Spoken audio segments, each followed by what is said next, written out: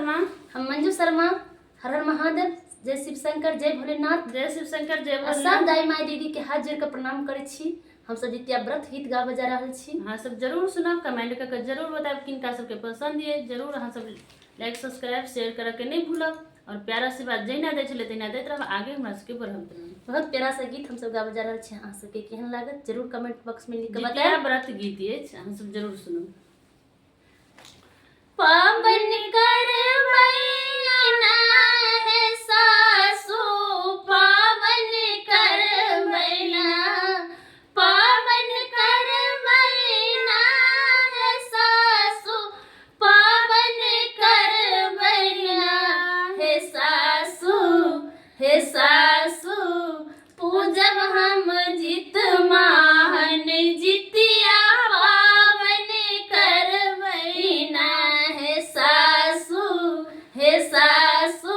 पूजब हम जित माहन जितिया पावन करवैना है सासु, पूजब हम जित माहन जितिया पावन करवैना, पावन करवैना है सासु, पावन करवैना, पावन करवैना है सासु, पावन करवैना है सासु, हे सासु।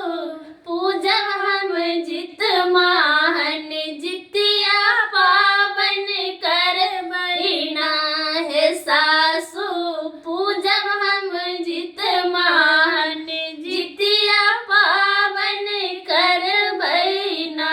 सतमी के हम गंगा नहायब, सतमी के हम गंगा नहायब। घीरा पात पतेल खरी चढ़ायब, घीरा पात पतेल खरी चढ़ायब। माछ मरवा खाक पावन करवैना, माछ मरवा खाक है सासु, पावन करवैना, पावन करवैना है सासु, पावन करवैना है सासु।